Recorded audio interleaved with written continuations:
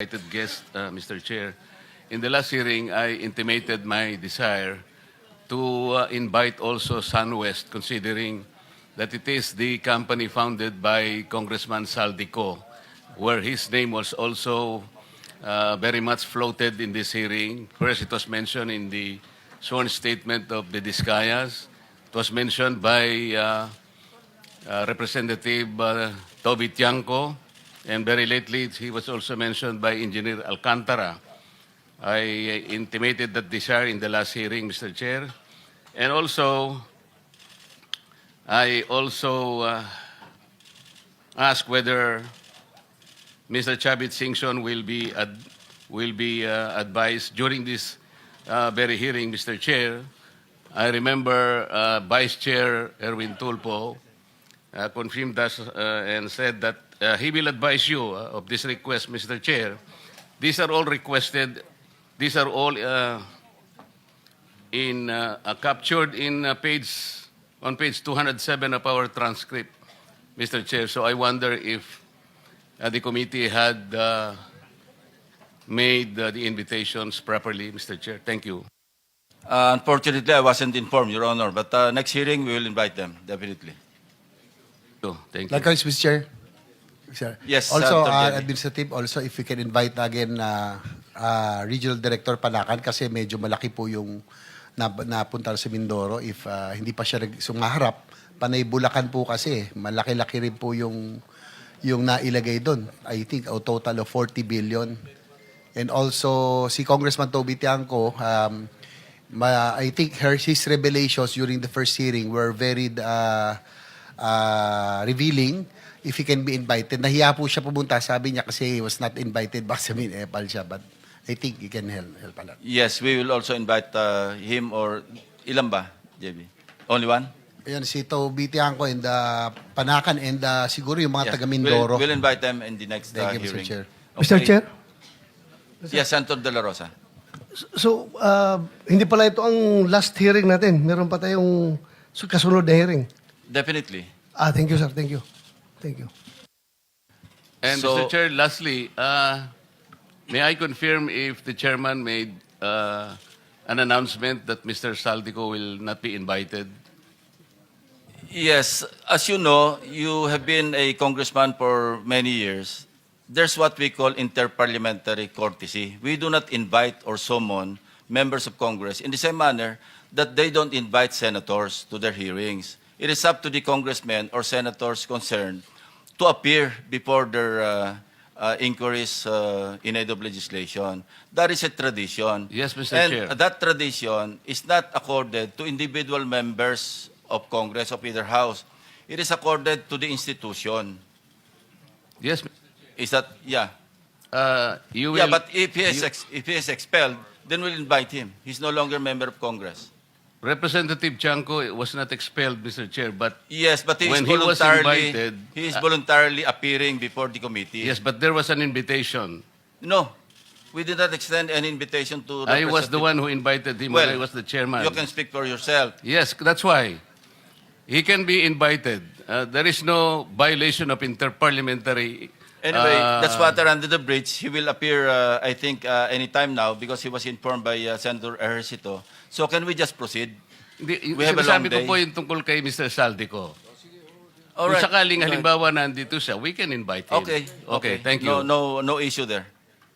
Okay, so today we will hear the testimony of Mr. or former Undersecretary Roberto Bernardo. Kindly stand up so your oath will be administered by the Director General of the group.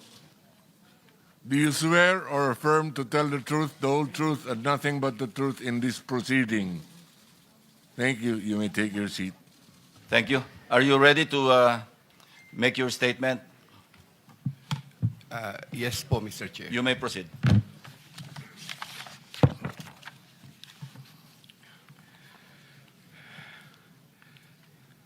Dear Senator Lacson and honorable members of the Blue Ribbon Committee, I am Roberto Bernardo, formerly an Undersecretary for Operations of the Department of Public Works and Highways, DPWH. I was summoned to appear today before the Honorable Blue Ribbon Committee and required to testify in connection with its ongoing inquiry in aid of legislation into the reported anomalies in certain DPWH projects, flood control projects. Bago ko po ilahad ang aking nalalaman sa mga bagay na nais tumbukin ng kagalang-galang na Blue Ribbon Committee, ako po ay umaamin sa aking maling nagawa. Ako po ay hindi naging matatag at tapat sa pagpapatupad ng tungkulin na ipinagkatiwala sa akin ng ating pamahalaan at sambayanan. Taus-puso at puno ng pagsisisi na ako po ay humihingi ng kapatawaran sa Diyos, sa ating bansa at mga kababayan, gayon din sa aking pamilya, mga kaibigan at sa lahat ng aking binigo. Nakagawa po ako ng pagkakamali at pinahintulutan ko po ang aking sarili na maging kasangkapan sa pagpapatupad ng isang masamang gawain. Handa po akong gawin ang lahat ng nararapat upang maiwasto ang aking kamalian at maiwasan na ito'y mangyaring muli. I wish to assure the Honorable Blue Ribbon Committee of my full cooperation with the investigation. I am submitting an affidavit outlining my knowledge and of and involvement in certain events material to the subject of investigation. Moreover, I will disclose and expound on related incidents within my personal knowledge, mindful not only of the materiality of my testimony, but also of my rights, as well as fearful of what effects my disclosures will have on my family's safety and well-being.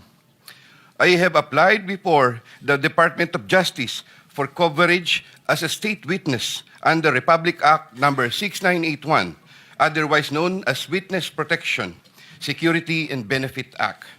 I hope the Honorable Blue Ribbon Committee will find merit in my application and favorably endorse the same to the DOJ. With the assurance of the Honorable Blue Ribbon Committee that my rights and benefits under RA 6981 shall be respected, I am prepared to submit the aforesaid affidavit to Honorable Blue Ribbon Committee and swear to and testify on the same, with the approval of the Honorable DOJ Secretary on the disclosure thereof for such purposes. The highly sensitive nature of the disclosures made in my affidavit cannot be stressed enough.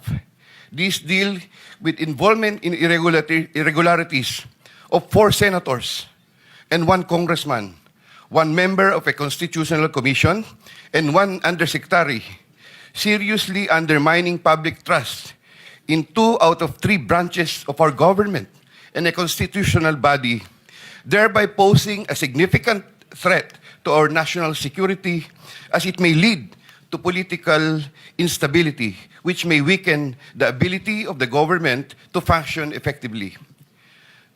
25 of September 2025, Makati City, Metro Manila. And this, Mr. Chair, signed na po ito.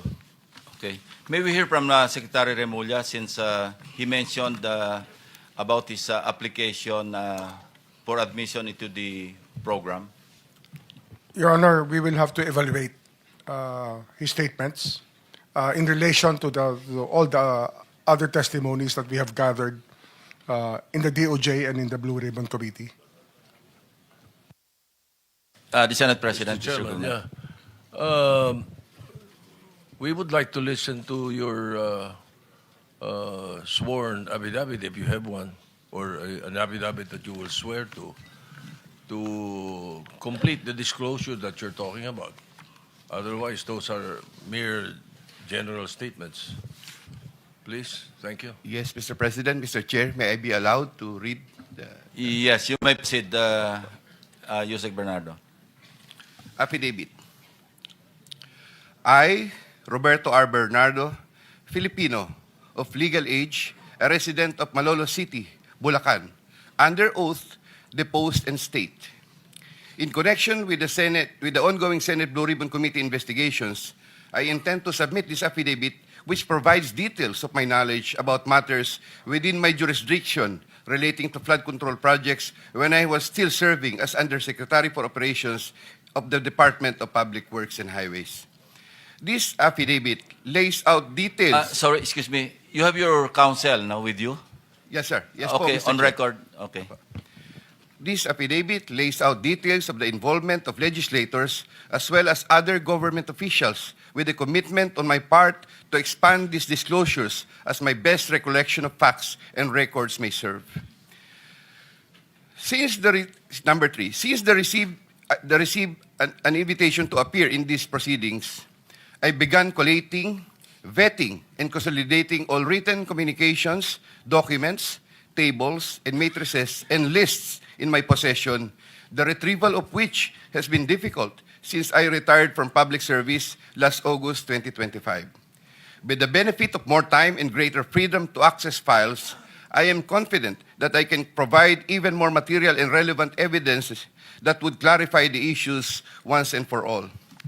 Number four, more importantly, I am executing and submitting this affidavit with my full and absolute consent as an integral part of my application to be admitted under the Witness Protection Program through the favorable recommendations of the Honorable Chairman of the Blue Ribbon Committee, Senator Ping Lacson, and the Honorable Senate President, Tito Soto, under Section 4, as well as Section 10 of Republic Act Number 6981, otherwise known as Witness Protection, Security, and Benefit Act before the Department of Justice. I attest and confirm that the names, dates, and transactions mentioned hereunder are based on my direct personal knowledge and have ample documentary support where necessary or desirable if given full opportunity to retrieve the same. Background facts. I earned my bachelor's degree in Bachelor of Science in Civil Engineering in 1984. I'm a registered civil engineer by profession. In the year 1985, I began my 40-year stint in the DPWH as a laborer. I then climbed the ranks through the years as Associate Civil Engineer, Engineer 2, Engineer 3, and as Assistant District Engineer, Assistant Regional Director. I then became Assistant Regional Director CESO 4 sometime in 2012 until my appointment as Assistant Secretary in 2016. I finally became Undersecretary more than a year later and remained such until my retirement on August 2025. I met former District Engineer Henry Alcantara during my assignment in the Laguna 2nd District Engineering Office. Engineer Alcantara, Engineer Bryce Hernandez, Engineer JP Mendoza, and Engineer Algie Jumasig all belong to the Bulacan 1st DEO. 2020-2040 scheme. Sometime after the State of the Nation address of President Ferdinand Bongbong Marcos Jr. in July 2025, and while I was already on sick leave, I heard from Secretary Bunoan for the first time that Engineer Alcantara, Engineer Hernandez, Engineer Mendoza, and Engineer Dumasig were engaged in contracting activities using the licenses of other contractors. Subsequently, Engineer Hernandez confirmed this arrangement through one of the legislative hearings and by other contractors whose license they used. According to Bryce Hernandez, their sharing is 20-20-20-40% from these activities. My understanding is that they had prepared and signed documents for purposes of collecting payments, which they then apportioned the profits amongst themselves. However, I must admit that I have no personal knowledge on the exact actions they took to accomplish this scheme, and I can only be asked general questions on the systems in place that would have allowed this modus operandi to happen.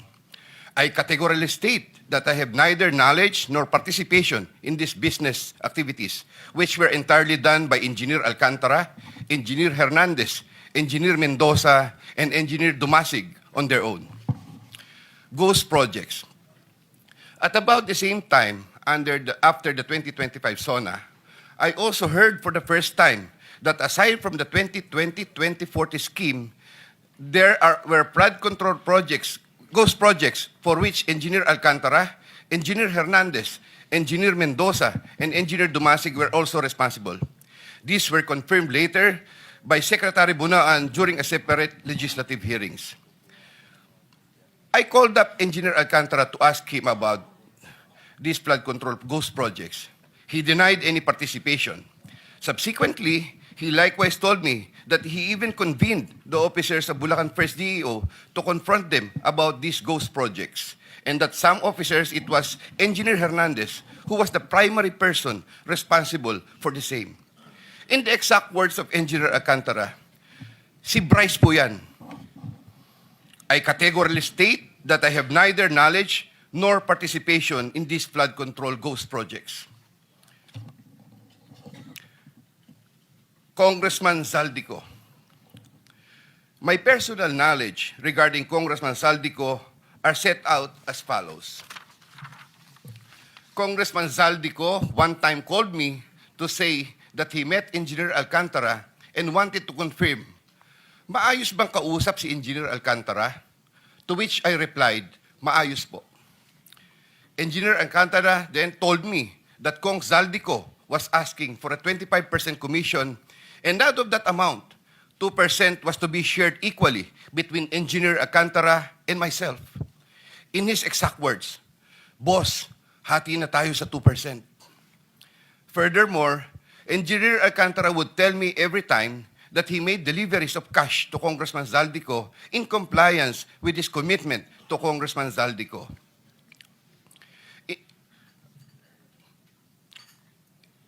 In this affidavit, I shall mention my personal knowledge regarding Senator Chis Escudero as follows. Maynard Ngu and I are close friends, and we go years back.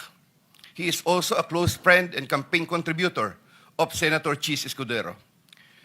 Maynard Ngu asked me to submit a list of projects.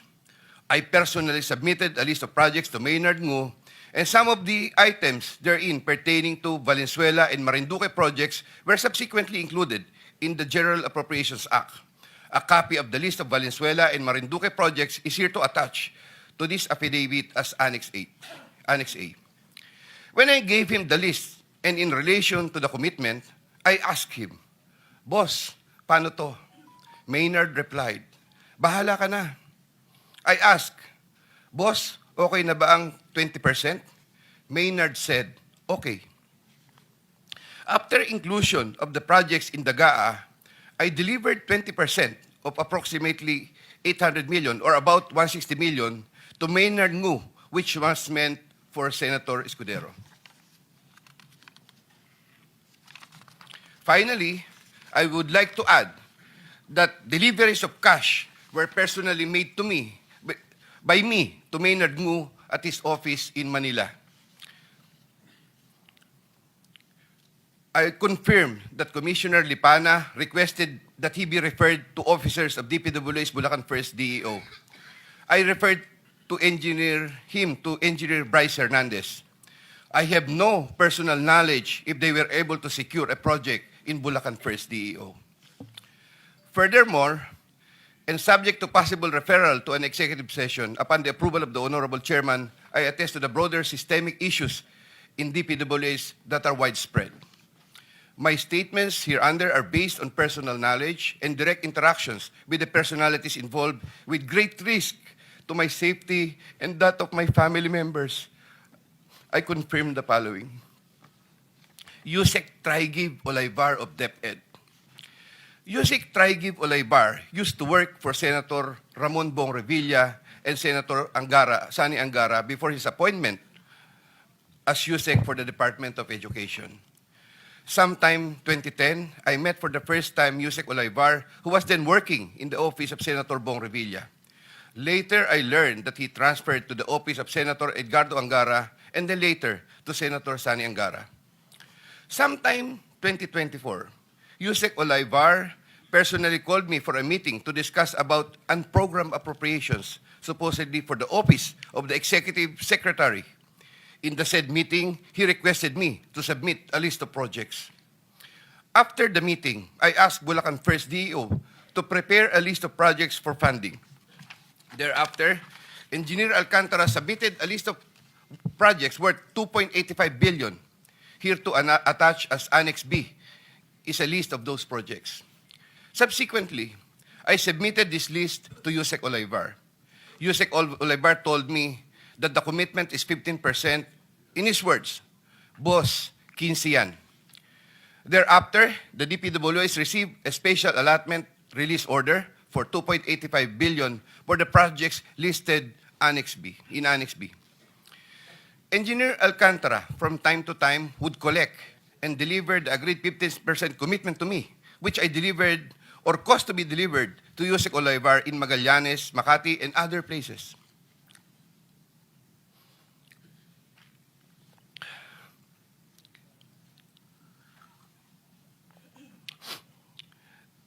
Senator Ramon Bong Revilla. Sometime in the year 2024, Senator Revilla and I met where I gave him a list of projects given to me by Engineer Alcantara. Senator Revilla asked for a commitment, which I suggested. Then he approved at 25% of the total amount of the projects indicated in the list here to attach as Annex C.